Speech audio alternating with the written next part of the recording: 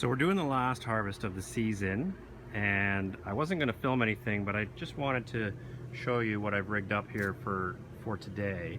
Yesterday I started harvesting, and I wasn't super attentive the whole time, so there was a couple of spills and a lot of activity around the back of the hive here because of that, because there was honey just lying around.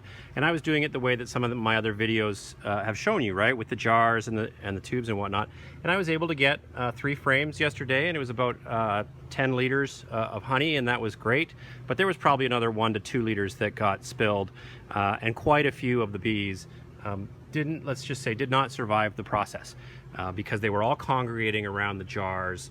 They were all in the jars of honey that I was trying to harvest, and well, there's really no way to help them once they drown themselves in the honey.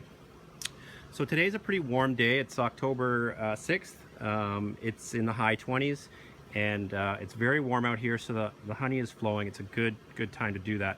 Because I knew I also wouldn't be as attentive today, and the boys have swimming and equipment sizing and whatnot, I thought, let's hit Canadian Tire on my way home from the Accelerator Center and see if I can find some tubing and something to catch the honey so that I could just turn the crank and let her go. And I was able to do that. You can see the wonderful product placement we've got going on here with Canadian Tire, our best friend up here in Canada. And you can see some clear tubing that I've attached to the spouts that the flow guys sent along.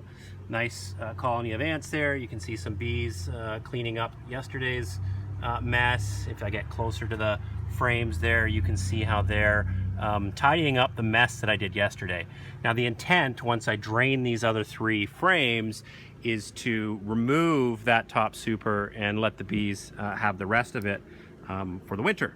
And they'll, purge themselves of their excess numbers, as is the normal life cycle of the insects, and they'll save what they've got down below there in terms of brood, in terms of nectar, in terms of honey, to last the winter. And I was pretty pleased when this just started working right out of the gate, so I thought I'd give you some shots of it. You got some close up there. You can see the clear hockey tape in action, holding that saran wrap around the opening.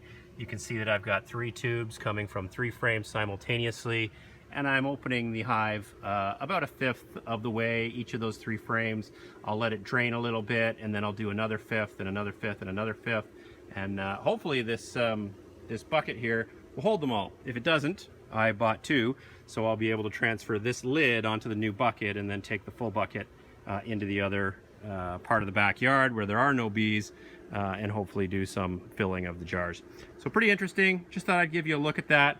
We'll back up so you can see the whole operation in progress, and then I will go, get a pop or something and sit in the backyard where it's nice and sunny and wait for this action to complete.